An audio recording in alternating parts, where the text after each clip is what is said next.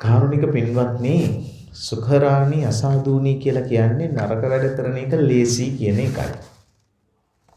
මම ධර්මදේශනාවට එය මාතෘකාව කරගත්තත් මම ඒ සම්බන්ධයෙන්ම පමණක් නෙවෙයි අද සාකච්ඡා කරන්න බලාපොරොත්තු වෙන්නේ.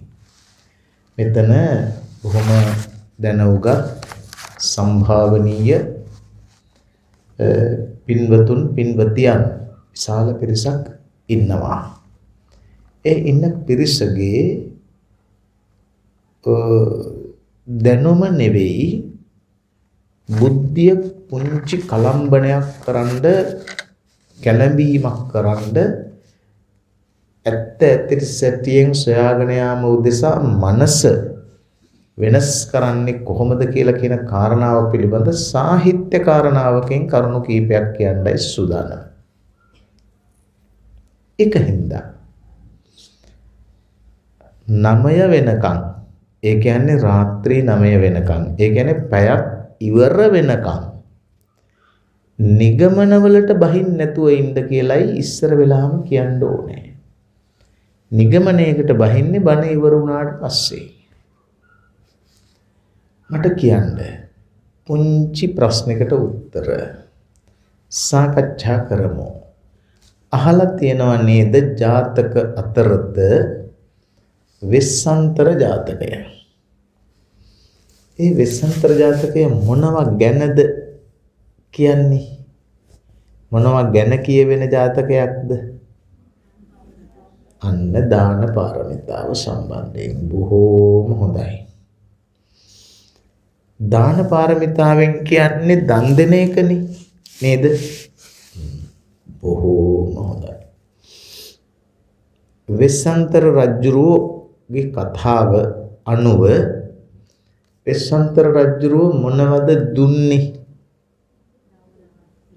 දවල හස්තයක්, දරුවෝ, රාජ්‍යය එහුන්නේ දේවින්නාංශේ. අපි දේවින්නාංශ කියමුකෝ. බිරිඳ කියන්නේ නැහැ, ආර්යාව කියන්නේ නැහැ. දේවින්නාංශේ දන් දුන්නා. හොඳයි. එතකොට මේ කතාවේ රජ කෙනෙක් ඉන්නවා සිවි මහ රජුරුව කියලා. ඒ තමයි මහ රජුරුව. මහ රජුරුවන්ගේ පුතා තමයි වෙස්සන්තර රජුරුව. මහ රජුරුව වියපත් වෙච්ච හින්දා වෙස්සන්තර රජුරුවන්ට රාජ්‍යය බාර දෙනවා. මේ ඔක්කොම ඉන්නේ සිංහල ජාතක කතා පොතේ. මම ඒක ගැන ලොකු විවේචනයක් හරි විග්‍රහයක් හරි නෙමෙයි මේ කරන්න හදන්නේ. එතකොට වෙස්සන්තර රජුරුව මොකද්ද රාජ්‍ය ගත්තට පස්සේ දුගී මගී යාචකාදීන් ගැන හිතලා මොකද්ද කළේ? රාජ්‍ය භාණ්ඩාගාරයේ තිබිච්ච ඒවා දුගී මගී යාචකාදීන්ට ලබා දුන්නා නේද? දාන පාරමිතාවනේ. ජූජක බමුණෙක් ආවනේ. ජූජක බමුණ මොනවද ඉල්ලුවේ? දරුවෝ දෙන්නනේ.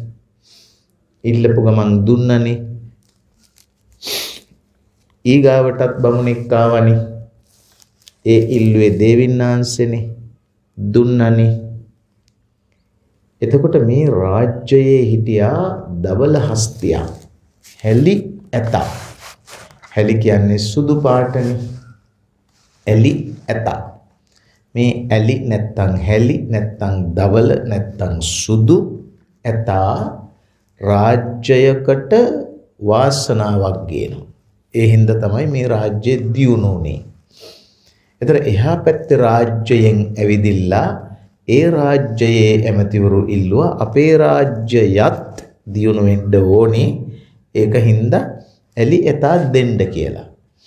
එහෙම දෙන්න කියලා ඉල්ලද්දී ඉස්සර වෙලාම රජුරෝ හා කිව්වා. කැමති වුණා. ඊළඟට අග්‍රාමාත්‍යවරයා විරුද්ධ වුණා. ඒත් රජුරෝ කැමති වුණා. ඇමති මණ්ඩලය අකමැති වුණා. ඒත් රජුරෝ දෙන්න සූදානම් වුණා. മന്ത്രിවරු අකමැති වුණා. රජුරෝ දෙන්න සූදානම් වුණා. විරුද්ධ පක්ෂෙත් අකමැති වුණා. ඒත් රජුරෝ දෙන්න සූදානම් වුණා. ජනතාවත් අකමැති වුණා. ඒත් රජුරෝ දෙන්න කැමති වුණා. අන්තිමට මොකද වුනේ? දුන්නා. දාන පාරමිතාවනේ.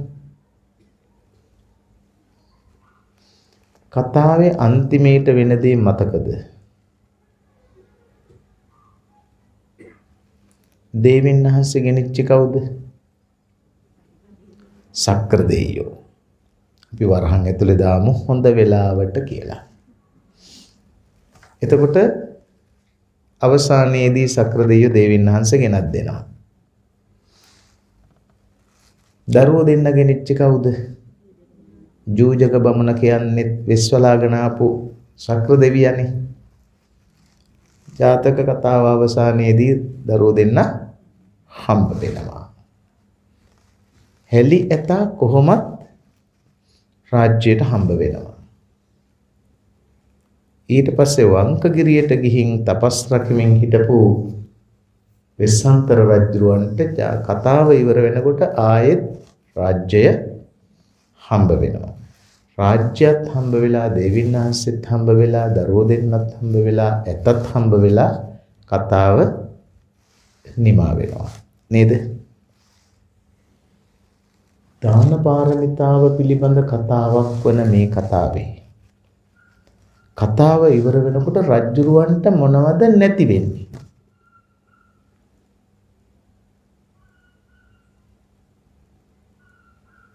අහිමි වෙන්නේ මොනවද?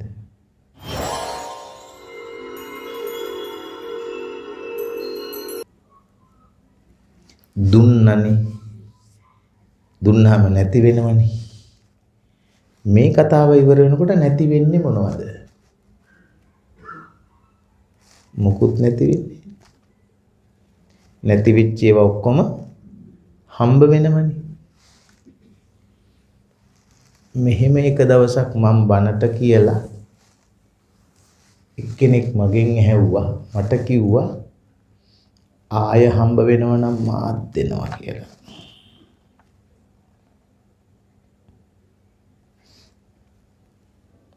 දැන් මේක කතාවක්, ගැඹුරු කතාවක්, තාම දියුණු කතාවක්. මේ කතාවේ කියන එක සහ කියවෙන එක දෙකක්. මම මෙන්න මෙහෙම කියන්නම්. ඔබ අහලා තියෙනවා වචනයක් කතා කියලා. තව වචනයක් අහලා තියෙනවා. මොකක්ද? කතන්දර කියලා. කතා සහ කතන්දර අතර වෙනසක්. වෙනස තමයි කතාව අන්දරයක් වුණාම කතන්දරයක්. කතාව අන්දරයක් නොවිච්චාම කතාවක්. මොනවද අන්දර කියන්නේ?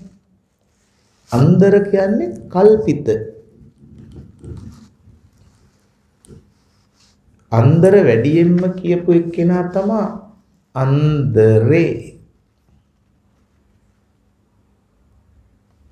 අන්දරේ කියපු කතා ඇත්ත කතා නෙමෙයි. සාමාන්‍යයෙන් අපි කතන්දර කියන්නේ ළමයින්ට. කතා කියන්නේ නෑ ළමයින්ට. ජාතක කතන්දර කියලා වචනයක් අහලා තියෙනවද? එහෙම නෑ. ජාතක කතා. ජාතක කතන්දර නෙමෙයි. මේකේ වෙනස තමයි ඔබ අහලා තියෙනවා කතාවලට සාමාන්‍යයෙන් ඉංග්‍රීසියෙන් කියන ස්ටෝරි. එතකොට ටේල්ස් කියලා කියනවා. Folk tales. උපමා කතාවලට කියනවා ෆේබල්ස් කියලා. එතකොට ඊසොප්ස් ෆේබල්ස්. ඊසොප්ගේ උපමා කතා. එතකොට ෆේබල් කියන්නේ උපදේශාත්මක කතා. උපමාවක් වන කතා. ටේල්ස් කියලා කියන්නේ සින්බැඩ් ටේල්ස්. ඒකත් එක්තරා කතන්දර විශේෂයක්, කල්පිතයක්. එහෙමත් නැත්නම් නිර්මාණ. කතා කියන ඒවා ඉතිහාස කතා, ජාතක කතා, කතන්දර නෙමෙයි. වෙනස තමයි නිදර්ශනයකින් කිව්වොත් බෝට්ටු සහ නැව් වගේ. මොහොතක බෝට්ටුවක් යනවා නම් මොහොත උඩ බෝට්ටුව යන්නේ. එතකොට හරස්කඩක ඉඳලා බලාපුවාම මෝද පේනවා, මෝද උඩ යන බෝට්ටුව පේනවා. ඒ වගේ තමයි කතන්දර. නැවක් යනකොට මෝද පේනවා, නැව පේනවා, නැවෙන් මුහුද යට කොටස පේන්නේ නැහැ. උඩ කොටස පේනවා.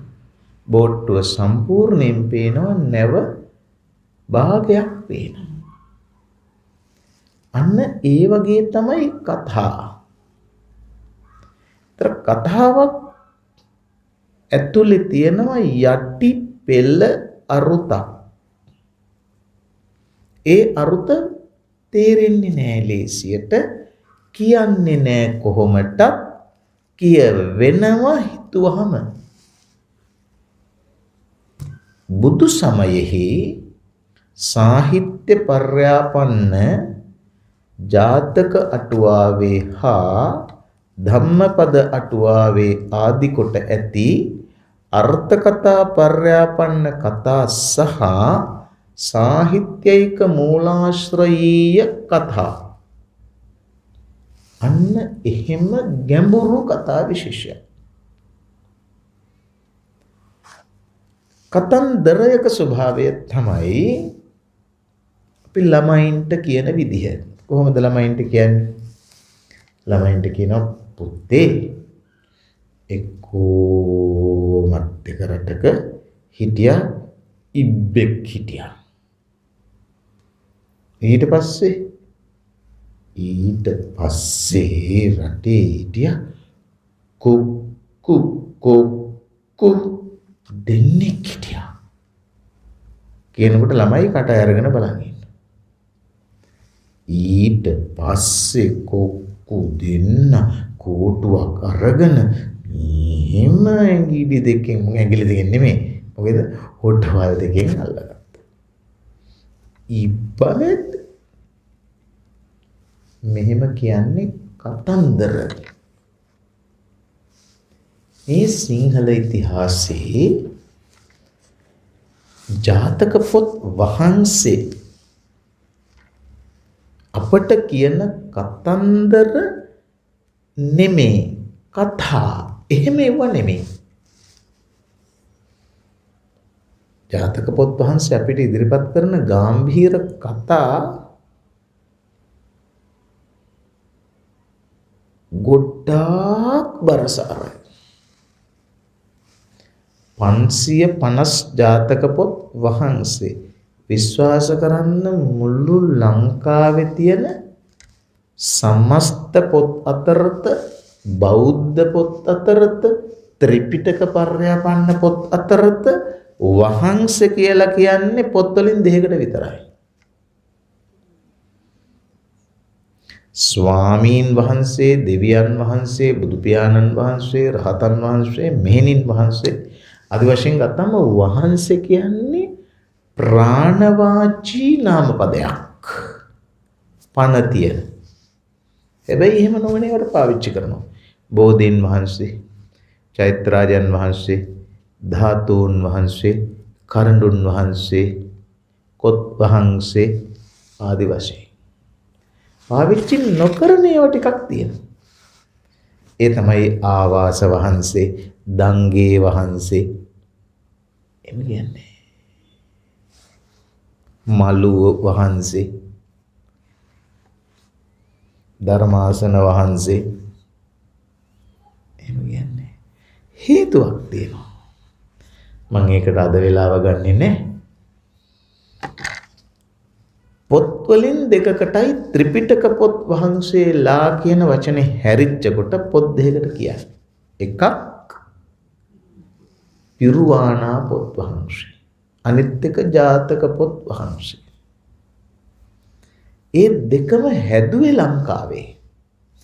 පිරුවාණා පොත් වහන්සේ ත්‍රිපිටකයෙහි එන ආරක්ෂා හා ආශීර්පූර්වක ආශීර් සූචක හා ප්‍රාර්ථනා සූචක ආරක්ෂක සූත්‍ර තෝරාගෙන ඇතුළත් කරලා රචනා කරලා මහනුවර යුගයේ වෙනකොට උපග්‍රන්ථ 4කින් සමන්විත කරලා හදාපු පොතක්.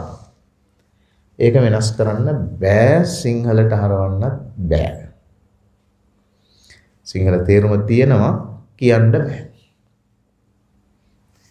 ඒක තමයි මුළු ලෝකෙටම තියෙන ආරක්ෂා සම්මත බෞද්ධ සජ්ජායනා. හැදුවේ ලංකාවේ, හැදුන්නේ ලංකාවේ. ඒකේ පෘතුගීසි, ලන්දේසි, චීන, මහා චීන ගැනත් සඳහන් වෙනවා. පෘතුගීසි කාර්යයත් ආවට පස්සේ තමයි හදලා තියෙන්නේ. පොතේ තියෙනවා පෘතුගීසි කාර්යයන්ගේ නම. මහපිරිත් පොතේ.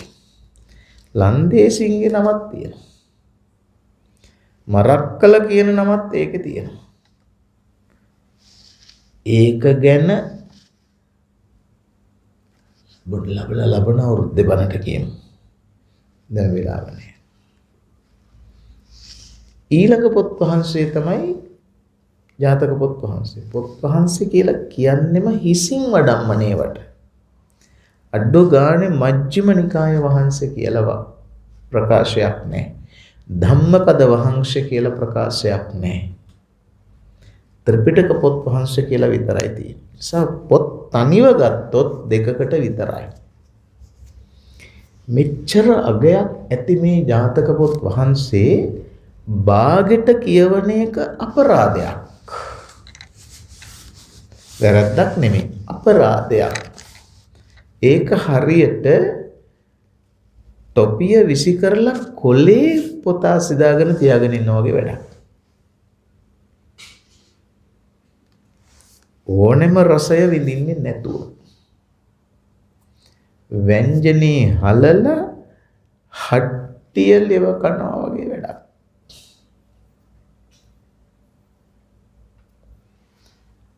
ඒක නිසායි මම මේ මාතෘකාව කතා කරන්නේ. අපි යම්කිසි දෙයක් හදාරන්නට ඕන ගැඹුරින් තථාගත දේශනාව එහෙමයි. දැන් මේ වෙලාවේ ඉඳලා මං කියන දේවල් මං කියලා ඉවර වෙනකම් පිළිගන්න එපා. ඊට පස්සේ මං කියනවා පිළිගන්න මෙන්න මේ ටික කියලා. ඔන්න පිළිගන්නේ නැති ටික. මට ඒ වුණාට මේ අහන ප්‍රශ්න වලට උත්තර දෙන්න. රාජ්‍ය භාණ්ඩාගාරය ඇරලා දුගී මගී යාචක ආදීන්ට ගෙනියන්න රාජ්‍ය භාණ්ඩාගාරය අරින එක දූරදර්ශී රජ කෙනෙක් කරන වැඩක්ද?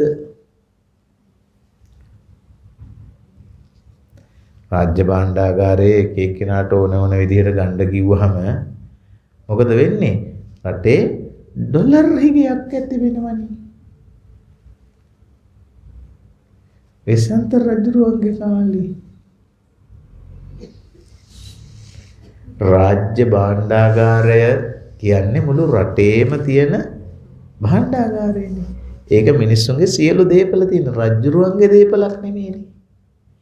එතකොට තමන්ගේ නොවන රටේ පොදු දේපලක් දොරවල් ජනෙල් ඇරලා ගෙනියන්න කියන එක ඥාන සම්පන්න රජ කෙනෙක් කරන වැඩක්ද? නෑ. ඒක දන් දීමක්ද? නෑ. ඒක මොකක්ද?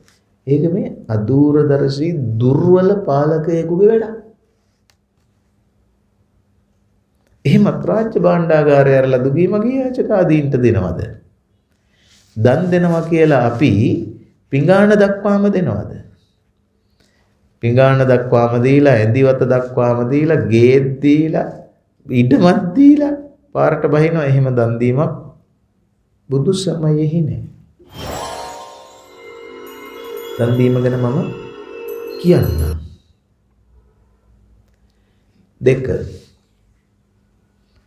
ඇත්තම කිව්වොත් දරුවෝයි දේවින් වහන්සේයි ඉල්ලන එක හරිද? දරුවෝ දෙන්න යන්න හදන වෙලාවේදී අඬපු විදිහ අපි කතාවේ අහලා තියෙනවා. ඒක සංවේදී කතාවක්. එහෙව් අඬද්දි දරුවෝ දෙන්නෙක් දේවින් වහන්සේ දෙන එක දන් දීමක් කියලා අපිට ආදර්ශයක් හැටියට ඉගෙනුවොත් ඔබට මොකද වෙන්නේ? ඔබට ආදර්ශයක් හැටියට මේක පිළිපදින්න කියලා කිව්වොත් දරුවෝ දන් දෙන්න කියලා මෙතන ඉන්න කවුද කැමති වෙන්නේ?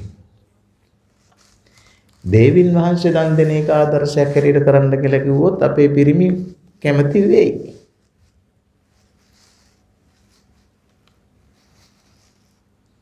දරුවෝ දන් දෙන එකට කැමති වෙන එකක් නෑ.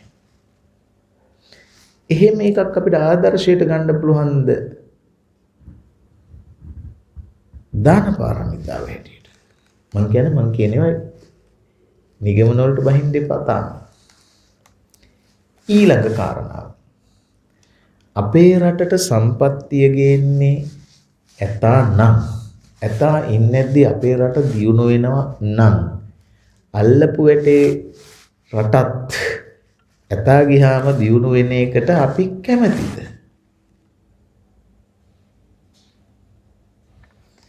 ජාති වාත්සල්‍යයෙන් උද වැඩි ගිය ජාතිකවාදී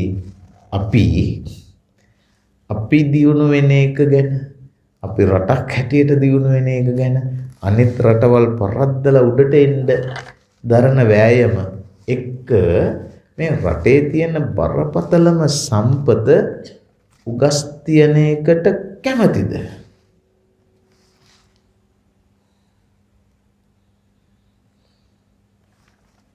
රාජ්‍ය දීපල පිට රටකට පවරන එකට හාද? එහෙමනේ කවුරු කළත් නැහැ.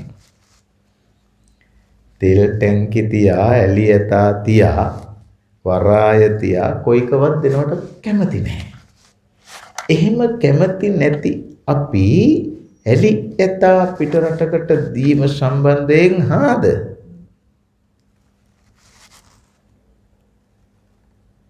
කැමතිද?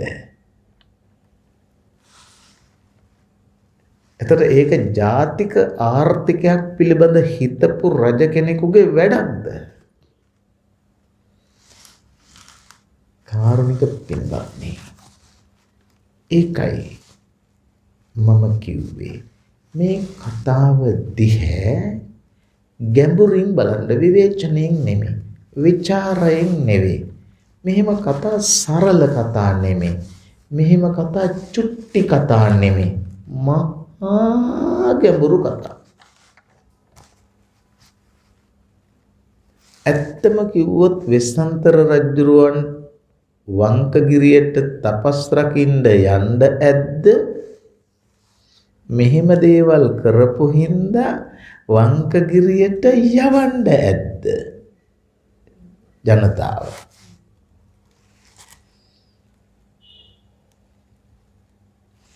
වංකගිරියට ගිහින් තපස් රකින්නවා අපිට මේ වැඩේ කරගන්න ඉඩ ඇරලා කියලා යවන්න ඇද්ද? මේ මගේ විවේචන නෙවෙයි. මේ දෙස බලන කෙනෙකුට බැලිය හැකි විදිහ. දැන් අපි ඔන්න අර පිළිගන්න එපා කියලා කියපු කොටස කියලා ඉවරයි. එහෙනම් මොකද්ද මේ කතාවේ ඇත්ත? ඒක තමයි මැද්දේ ඉඳලා බලන ඇත්ත. මහ ජනතාවත් මන්ත්‍රී මණ්ඩලයත් අමාත්‍යවරුත් එවකට හිටපු රජුරුවන් ගාව හිටපු අය සියලු දෙනාම රට ගැන හිතපු, ජාතිය ගැන හිතපු පිරිස. ඒක නෑ කියන්න බෑ. රට ගැන හිතපු, ජාතිය ගැන හිතපු පිරිස. ඒ පිරිස තමන්ගේ රට ගැන හිතුවා. ඒකයි ඇතා දන් දෙන්න එපා කිව්වේ. දරුවෝයි දෙවියන් වහන්සේ දන් දුන්නට උද්ඝෝෂණයක් පැන නොනැගුණේ රජ්ජුරුවන්ගේ පෞද්ගලික දේපල. දේපල කියන්නේ පෞද්ගලික කට්ටියනේ. ඉතින් ඕන රජුරන්ට එපා නම් උනායි. රටවැසියා විරුද්ධ වුණේ ඇතා දන් දෙනකොටයි, රාජ්‍ය භාණ්ඩාගාරයේ දන් දෙනකොටයි. ඒ ජනතාව සතු සම්පත්. දැන් මේ ජාතික හැඟීමක්, රට පිළිබඳ හැඟීමක් තිබිච්ච රජුරෝ, මේ තිබිච්ච ජනතාවක්, අමාත්‍යවරු පිරිසක්, ඒ වගේ മന്ത്രിවරු පිරිසක්. එතකොට රජුරෝ එහෙම කෙනෙක් නෙමේද? ඔන්න දැන් රජුරුවන් ගැන බලමු. ඔබ අහලා තියෙනවා ජාතිය පිළිබඳ හිතන කෙනා ජාතිකවාදී මිනිහෙක්. ජාතිකවාදී මිනිස්සු. අපිත් එහෙමයි. ඒ ආදරේ අපේ රටට, ජාතියට. අපි කැමති අපේ රට දියුණු වෙනවා නම්, අපේ ජාතිය දියුණු වෙනවා නම්. හැබැයි ලෝකේ ඉන්නවා ජාතිකවාදී මිනිස්සු වගේම ජාති අන්තරවාදී මිනිස්සු. ඒ ජාති අන්තරවාදීන්ට කියන්නේ ජාත්‍යන්තරවාදීන් කියලා. ඒ ජාත්‍යන්තරවාදී මිනිස්සු රටක් දියුණු වෙනවට අකමැති නැහැ. හැබැයි රටවල් ඔක්කොම දියුණු වෙනවට කැමති. මේ රටක් දියුණු වෙලා, මේ රටක් දියුණු වෙලා, මේ රටක් දියුණු වෙනවට කැමති. ඒ හින්දා ඒ අය ජාත්‍යන්තර දේශපාලනයක් කරන්නේ. උදාහරණයක් වශයෙන් ගත්තොත් කමියුනිස්ට් වාදීන් කියමුකෝ, සමාජවාදීන් කියමුකෝ. ඒ අය හිතුවේ ලෝකය දියුණු විය යුතුයි, සම්පත් සමසේ බෙදිය යුතුයි කියලා. මම ඔබට කියන්න හදන්නේ වෙස්සන්තර ජාතකය හුදු බණ කතාවක් පමණක් නොවේ කියන්නේ. මේක ඉවරලා වෙනත් තවත් කතාවක් තියලා මම ඔබට ප්‍රශ්න අහනවා. එතකොට රජ්ජුරුව ජාතිකවාදියෙක් නෙමේ, ඊට වඩා උඩින් ජාති අන්තරවාදී. එහෙනම් රජ්ජුරුව හිතුවා ඇලි ඇතා ඉඳලා මේ රටක් දියුණු වෙන්න ඕන. ඇලි ඇතා මේ අනිත් රටට දීලා ඒ අතත් රටක් දියුණු වෙන්න ඕන. අනිත් රටට දීලා ඒ රටත් දියුණු වෙන්න ඕනි කියලා.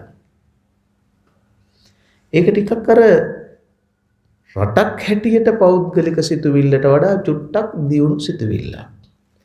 ඔබට නිකන් මං මෙහෙම අහන්න. ඔබ කැමති ඔබ පදිංචි වටේ බිත්තිය තාප්පේ ඇතුලේ ඉන්න ඔබ ගොඩාක් භවභෝග සැප සම්පතින් ආඩ්‍ය වෙනවට ඔබ හරි කැමති. ඒක හොඳයි, නරක නෑ, වැරදි නෑ. ඔබ කැමතිද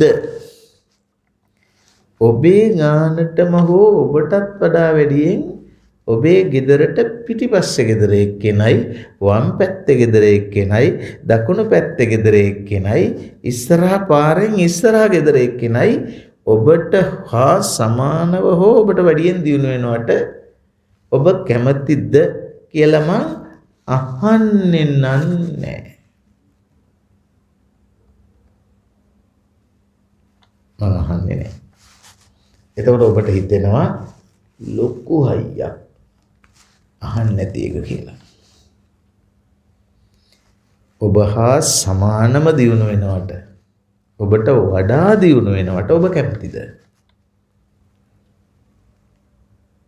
ඔබේ තරහකාරයා ඔබට වඩා ලොකු කාර් එකක් ගේනවට, ඔබට වඩා හොඳට අඳිනවට ඔබට වඩා හොඳට කනවට බොනවට ඔබට වඩා විභාග ඉහළින් ඔබේ දරුවන්ට වඩා වැඩියෙන් සමත් වෙනවට ඔබ අවංකව කැමතිද නැද්ද කියලා මම අහන්නේ නැහැ. ඒතර අපිට එහෙම බැරි නම් අපි පෞද්ගලිකව අපි දියුණු වෙනවට කැමති. අපි කැමති නැත්තම් අනිත් අය දියුණු වෙනවට කැමති නැත්තම් අපි පුද්ගලවාදී පොදු හැඟීමකට එහා මෙහා යම් කිසි කෙනෙක් හිතනවා නම් මමද දියුණු විය යුතුයි අනේකාද දියුණු විය යුතුයි කියලා ඒ තැනත්තාගේ මනසට අර තැනත්තාගේ මනසට වඩා දියුණුයි. එතකොට වෙස්සන්තර රජුරෝ හිතුවේ මමත් මගේ රටත් මගේ ජනතාවත් දියුණු විය යුතුයි හැබැයි අනිත් අයත් දියුණු විය යුතුයි කියලා. ඒ තමයි ජාතිකවාදියා සහ ජාති අන්තරවාදියා හිතන විදිහ.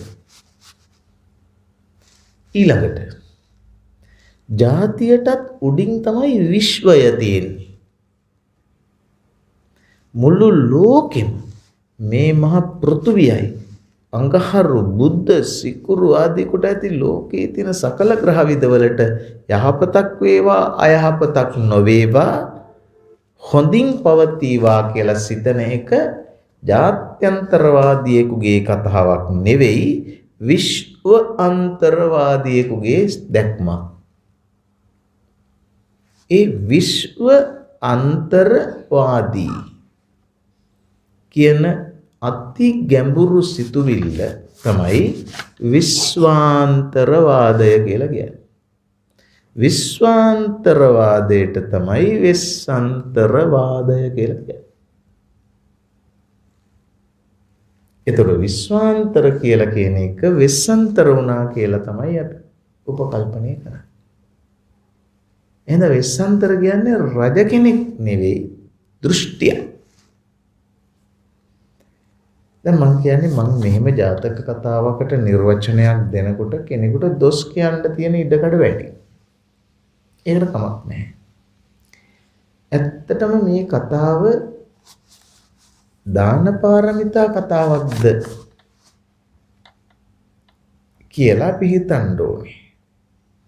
එහෙම නැත්තම් වෙන මොකක්ද?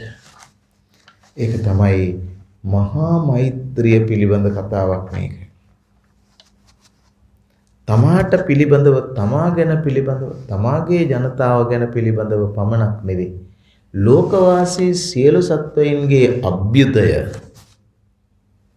සාක්ෂාත් කිරීම උදෙසා පෙනී සිටින මතයක් දැක්මක් වෙස්සන්තර කතාවේ තියෙන්නේ. ඒක නිසා චූටි කුඩා සරල දාන පාරමිතාවක් ගැන නෙවෙයි ඒක කියන්නේ.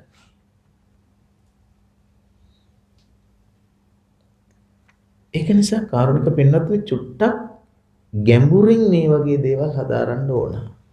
මම ඔබට තව නිදර්ශනයක් කතාවක් හැටියට කියලා පුංචි ප්‍රශ්නයක් අහනවා. මට උත්තරයක් දෙන්න. එක මුදලි කෙනෙක් හිටියා. මේ කුරුණෑගලට චුට්ටක් එහා.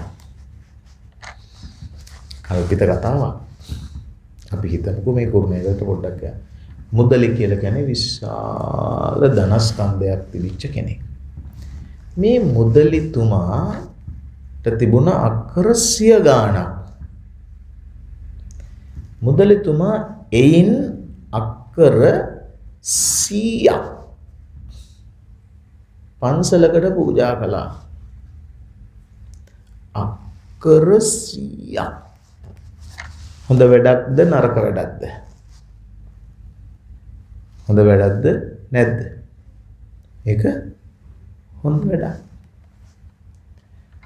එතුමා සාංගික කරලා සාංගික ඔප්පුවෙන් තමයි මේක ලිව්වේ. හොඳ වැඩක්ද නැද්ද? හොඳ වැඩක්. එතුමාගේ අතේ වියදමින් චෛත්‍යරාජයන් වහන්සේ නමක් ඉදි කරලා පූජා කළා. හොඳද නරකද? බෝධීන් වහන්සේ රෝපණය කරලා බෝධි ප්‍රාකාරයක් ඉදිකලා අතේ සල්ලි වලින්. හොඳයිද? හොඳයි. ලස්සනට ආවාසගයකුයි ධර්මශාලාවකුයි හදලා වැඩේ නිම කළා. හොඳයිද? හොඳයි. දැන් මේ තැනත්ත නරක මිනිහෙක් කියලා හිතවිල්ලකින්වත් හිතන්න පුළුවන්ද? නේද? ඔබ දන්නවා මේ සියල්ල හදලා පූජා කරන්න ඕනේ ඔප්පුවකින්. අපේ නීති හැටියට. ඒ ඔප්පු වලට කියන්නේ සාංගික ඔප්පු. සාංගික ඔප්පුවකින් යම් කිසි කෙනෙක් හාමුදුරුවන්ට පූජා කරපුවාම කවදාකවත් ආපහු ගන්න බෑ. හාමුදුරුවන්ට අයිතිත් නෑ. සාංගික ඔප්පු අයිති 1933 විහාර දේවාලගම් පනත ප්‍රකාරව සාංගික දීපලක් හැටියට බුද්ධ ශාසන අමාත්‍යංශයේ බෞද්ධ කටයුතු කොමසාරිස් ජෙනරාල්ට. දැන් මේ තැනැත්තා මේ සමස්ත දීපල සමස්ත ගොඩනැගිලි අක්කර 100ක් සාංගිකව පූජා කළා. හොඳද නැද්ද? හොඳ වැඩක් නේ. මෙතුමා ඔප්පුවේ යටින් ලිව්වා මේ සියල්ලම මම පූජා කරනවා මහා සංඝරත්නයට.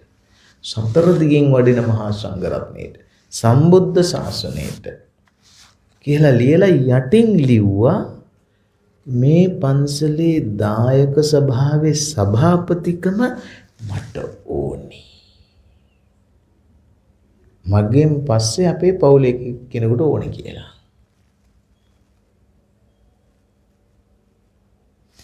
මේක හොඳයිද නරකයිද? හොඳ වැඩක්ද නරක වැඩක්ද?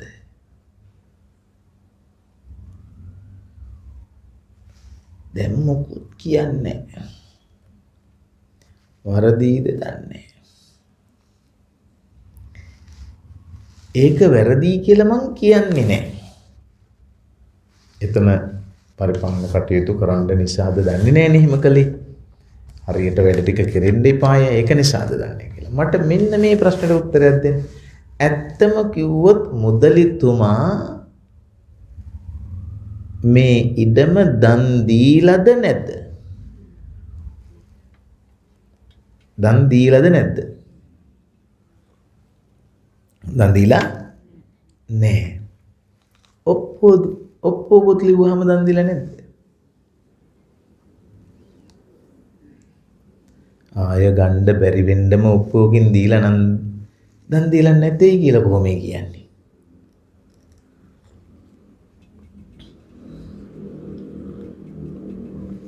කාටද කියන්න පුළුවන්? දන් දීලා නැහැ කියලා තර්ක කරන්න කොහොමද කරන්නේ? දීලා. ඔප්පුවකුත් ලියලා. දීලා නැහැ කියන්නේ කොහොමයි?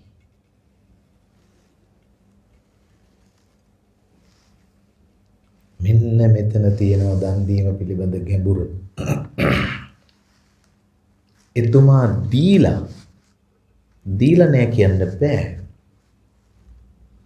සමහර විට දීලා අත ඇරලා නැහැ. එතකොට අත අරින්න නැතුව දෙන්න පුළුවන්ද?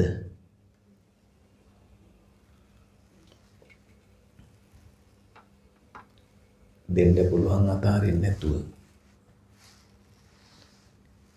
අත ඇරලා දෙන්න පුළුවන්. අත නොහැර දෙන්න පුළුවන්. දෙන්නේ නැතුව අතාරින්න පුළුවන්. අතාරින්නෙත් නැතුව දෙන්නෙත් නැතුව ඉන්නත් පුළුවන්.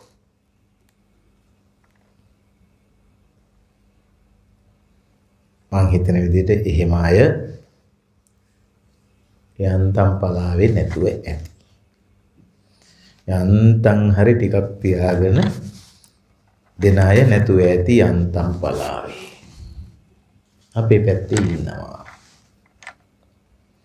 දැන් ඔන්න හොඳට බලන්න කාරණා හතරක් තියෙනවා. අතහැර දෙයි, අතහැර නොදෙයි, අත නොහැර නොදෙයි, අත නොහැර දෙයි කියලා හතරක් තියෙනවා. ඒක නිසා දෙන එකයි අත අරින එකයි දෙකක්. ඔබ අහලා තියෙනවා නම් දානං සීලං පරිච්ඡාගං අජ්ජවං මජ්ජවං තපං අකෝදෝ අවිහිංසාච කන්තිච අවිරෝධතා කියලා දස රාජ ධර්ම තියෙනවා. එක තමයි දානං.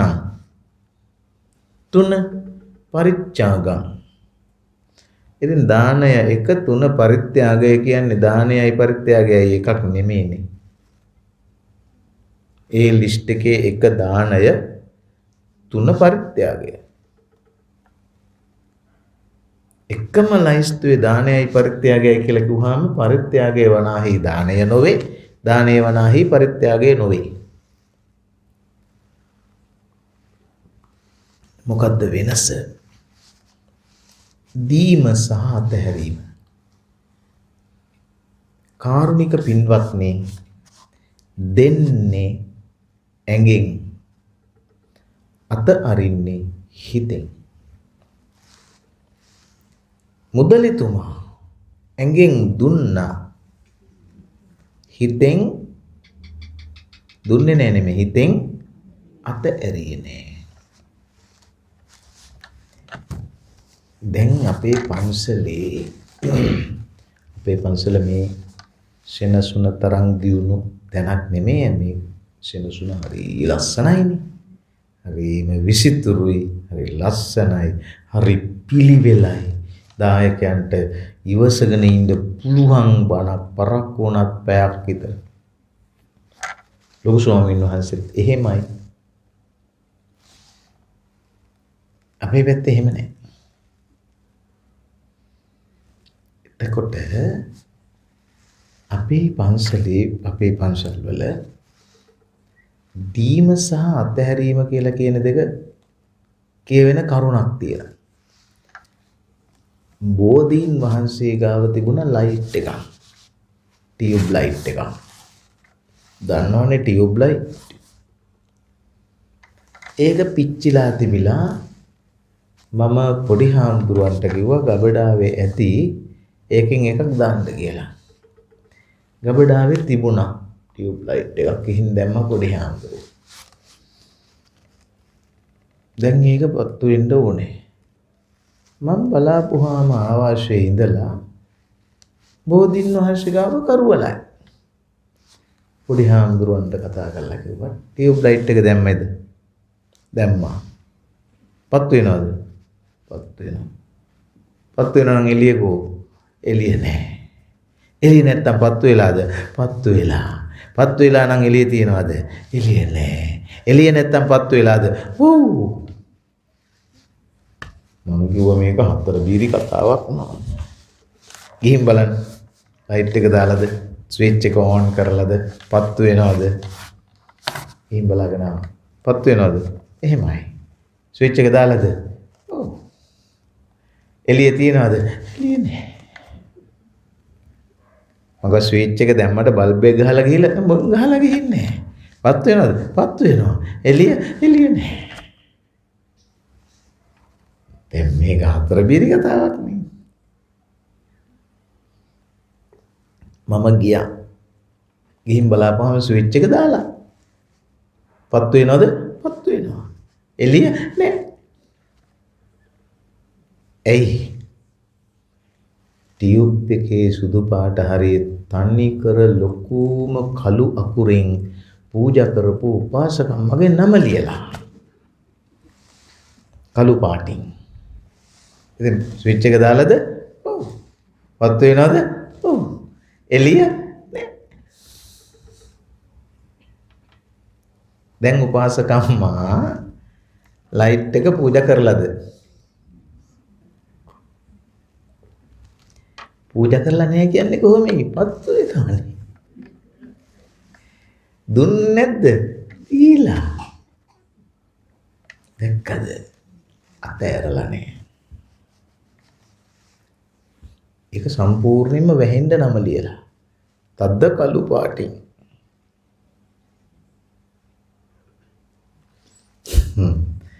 එහෙම එව්වා යන්තම් පලාවේ වෙන්නේ නැහැ ඉඳුරාගාරේ වුණාට.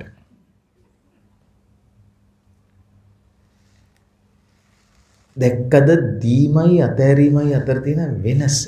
හිතෙන් අතාරින්නේ නැහැ. ඇඟෙන් කොච්චර හරි දීලා හිතෙන් අතාරින්නේ නැතිකම අපේ බෞද්ධයන්ගේ ස්වභාවයක්. ඒකින්ද දීලා ගන්නනේ බලන්න. දිව්‍ය ලෝක, මනුෂ්‍ය ලෝක, බ්‍රහ්ම ලෝක සැප සම්පත් කෙලවර පෝස්ට්පෝන් කරන්න බැරිම තැනක් ආවොත් නිවන්.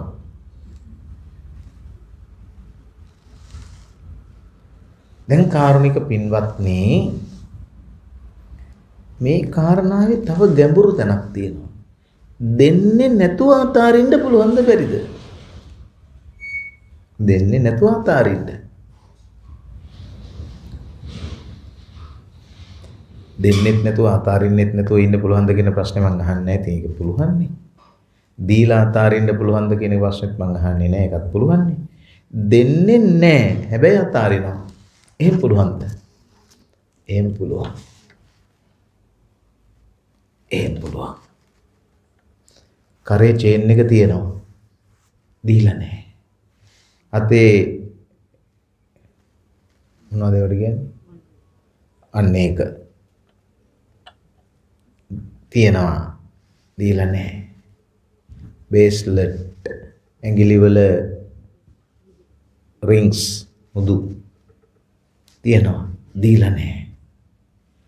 එතකොට අල්මාරියේ දෙවෙනි තට්ටුවේ සාරි වලට යටින් තියෙන පත්තර කොලේට යටින් දෙකට නමලා ඔප්පුව ගහලා දීලා නැහැ. තියෙනවා. ඔක්කොම තියෙනවා. හැබැයි එහෙම කෙනෙකුට පුළුවන් හිතෙන් අතාරින්න. මේවා තවත් ටික දවසක් මං සතුව තියෙන්නේ. යා යුතුව තියෙනවා. මගේ කාලය අවසන්. හිතෙන් අතාරිනවා. මං කියන්නේ නිවන් දකින්න ගොඩාක් කිට්ටු වෙන තැනක්. ඔප්පුවෙන් හිමි හිතෙන් අතෑරලා. ඇත්තම කිව්වොත් එහෙම ඔබේ වයස මන් දන්නේ නැහැ. මගේ වයස දැන් 60යි. වයස අවුරුදු 60යි. මන් නෑ වාගේ තමයි ඉන්නේ 60යි. එතකොට මට 75කට වඩා වයස නෑ කියලා කේන්දර බලන මහත්තයෙක් කිව්වා. තව කෙනෙක් කිව්වා ඒක වැරදි, එච්චර නෑ කියලා. ගාන කිව්වේ නෑ. මම කොරෝනා කාලේ බලාපොරොත්තු හිටියා හරියන්නේ නෑ. එයි මේ යන්තම් පලාවේ බණ බාර අරන්නේ. එතකොට මට 15ක්ම තියෙනවා නම් තව දැනට 60යි 75න් මං යන්න ඕනේ. එතකොට මගේ පන්සල මට අහිමි වෙනවා. මහාචාර්යකම නැති වෙනවා. අර කාර් එක හයියෝ දාලා යන්න වෙනවා. ගෝල බාලේ දැන් මගේ හිතේ මට තියෙනවා නම් තව මට තියෙන්නේ අවුරුදු 15යි මේ ඔක්කොම දේවල්. ඊට පස්සේ මට අහිමි වෙනවයි කියලා නැති වෙන දවසට මට දුක හිතෙන්නේ නැහෙනි. නැති වෙන බව දැන ඉන්න එක හොඳ නැද්ද? නැති වෙන බව දැවැන්ත අවදානමකින් අවධාරණය කරලා අවබෝධයකින් ඉන්නවන් ඒක හොඳ නැද්ද? අවබෝධයකින් ඉන්නේ නැතුවට වඩා නේද? අපි සාමාන්‍යයෙන් ඉන්නේ කොහොමද? සාමාන්‍යයෙන් ඉන්නේ ඉර හඳ තරු පවතින තුරු අපි මැරෙන්නේ නැහැ. අමර වරම අපට හිමි, අපි මැරෙන්නේ නැහැ වගේ.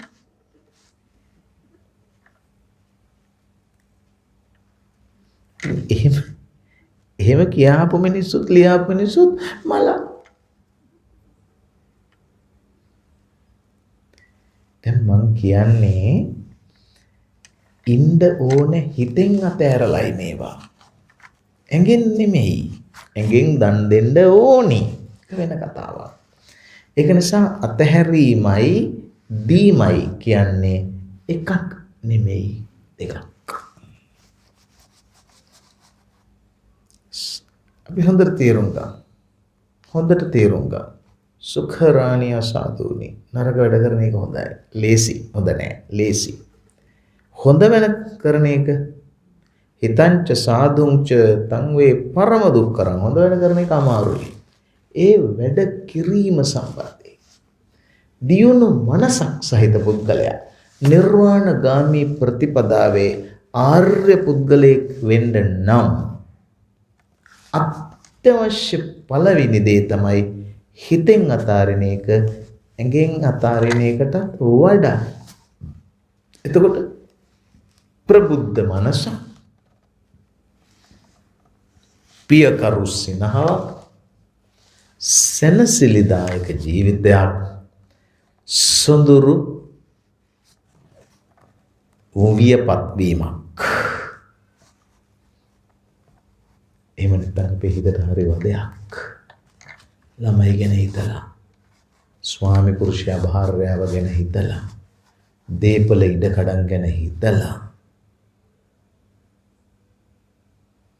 කොයි වෙලාවෙත් අත ඇරින්න බැරි තරම් සංසාරය කෙරෙහි ආබද්ධව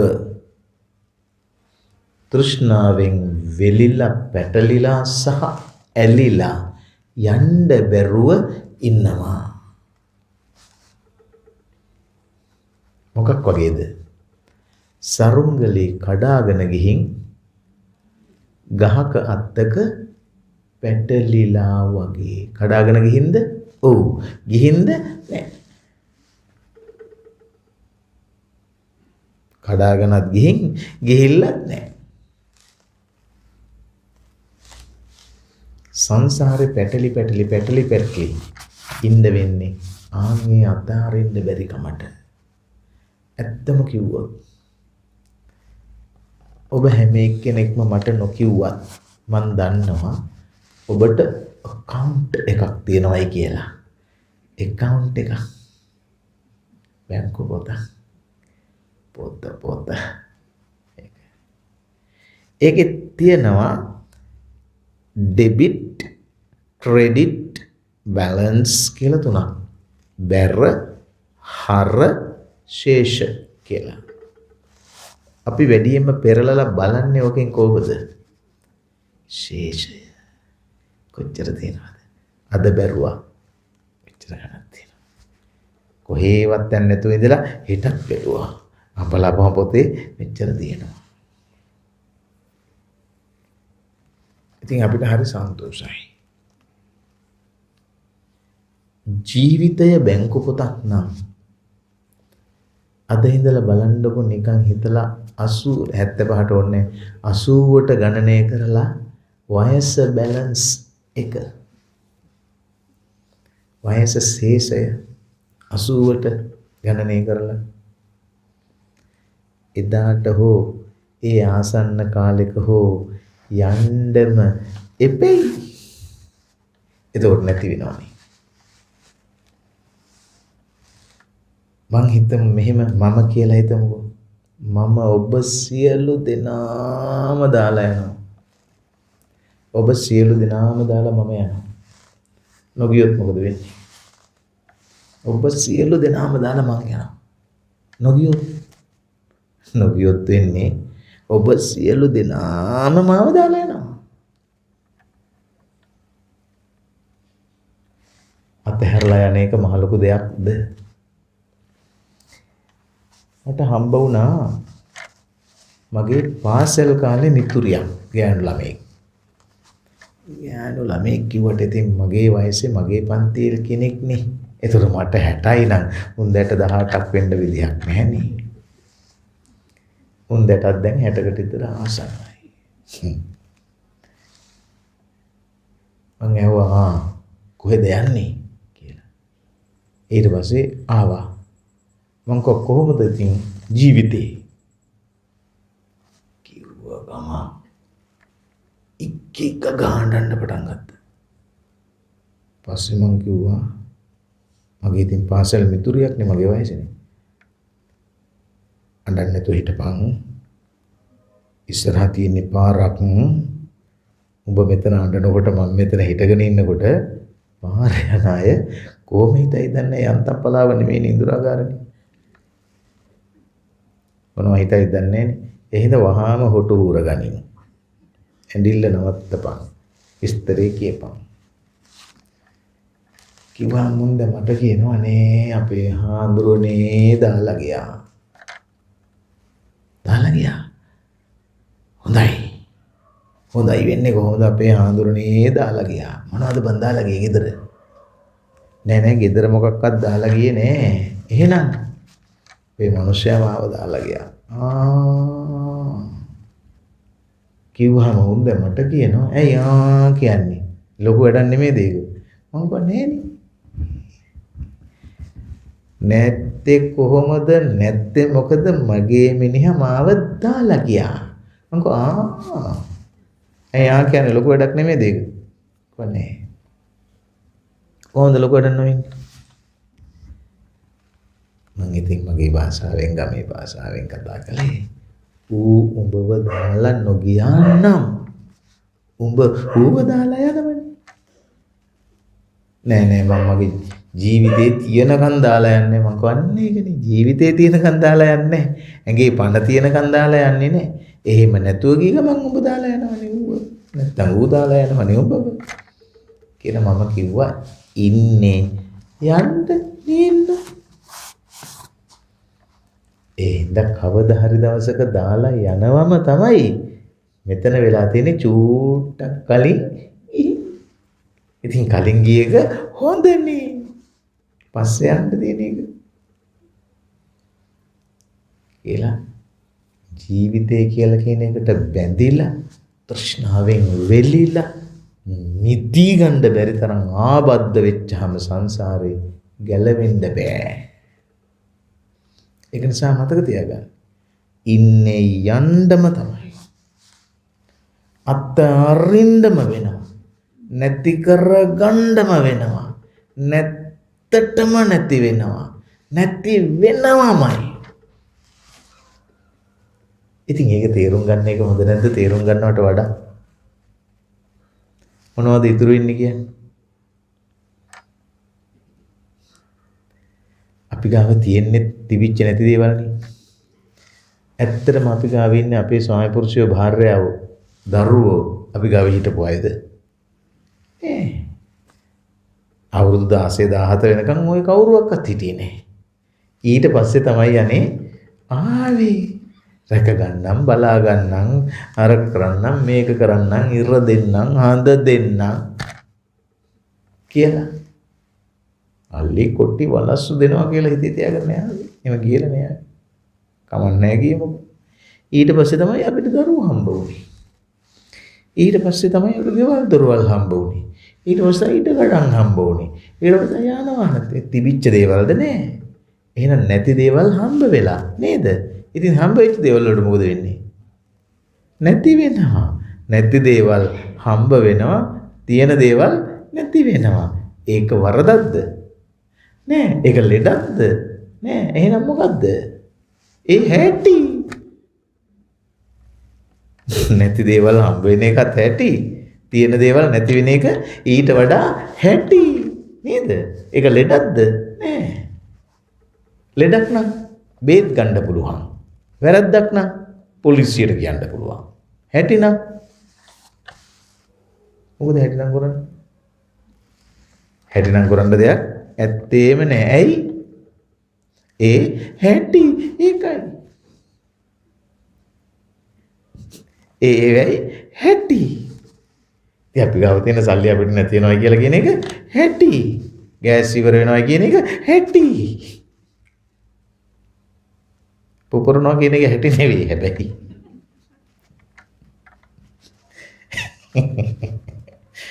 ඒක හැටි. ඒක හැටි නෙවෙයි. ලියනකොට පෑන ඉවර වෙන එක හැටි. ගානකොට සබන් ඉවර වෙන එක හැටි. උයනකොට ගෑස් ඉවර වෙන එක හැටි. ඉදිච්ච එක හීල් වෙන එක හැටි. හීල් වෙච්චාම කණ්ඩ බැරි වෙන එක හැටි. කාලා විරලා ටිකක් කළා යනකොට බඩගිනි ඇටෙනවා කියන එක හැටි. ඊට පස්සේ හොඳට කාපුවාම තව දේවල් තියෙනවා ඒව හැටි. හැන්දෑ වෙච්චාම කරවල වෙන එක ලෙඩක්ද? හැන්ද වෙච්චාම කරවල වෙන එක වැරද්දක්ද? රෑ වෙලා පැය 8කින් 10කින් එළි වෙන එක ලෙඩක්ද? වරදක්ද? නෑ ඒ හැටි. ඒ වගේ ඉපදිච්ච මිනිස්සුන්ට මේ දේවල් නැති වෙන එක හැටි. ඉතින් හැටියට දුක් වෙලා වැඩක් තියනවද?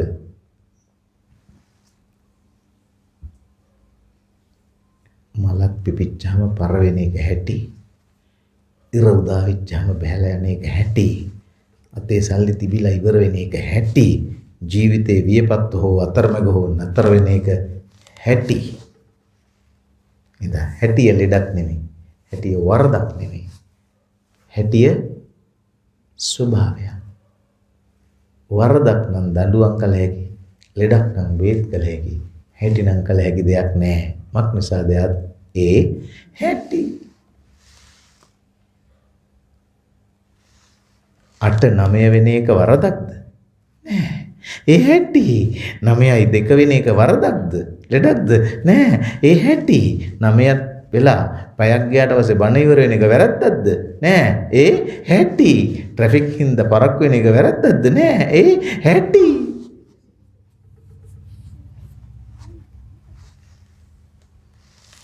ඒක හින්දා ඒවයි හැටි. හැටියට එරෙහිව කිසිවක් නෑ. හැටිය තියෙන්නේ තේරුම් ගන්න පමණයි. පමණමයි. ඒක නිසා කාරුණික පින්වත්නි, 1 හැටිය තේරුම් ගන්න. 2 දෙන්න බැරිම නම් අතාරින්න. අත ඇරලා පාවිච්චි කරන්න. හිතෙන් අත ඇරලා ගෙදර තියාගන්න. පාවිච්චි කරන්න. ආදරයෙන් ජීවත් වෙන්න. ස්නේහයෙන් ජීවත් වෙන්න. ලෙන්ගතු හදවතින් ජීවත් වෙන්න. හිත ඇතුලෙන් මේවා මට හැමදාම අයිති වෙන්නේ නෑ කියලා හිතන්න. නිවන ගොඩක් ළඟයි. ඔබ හැට සම්මා සම්බුදු සරණයි.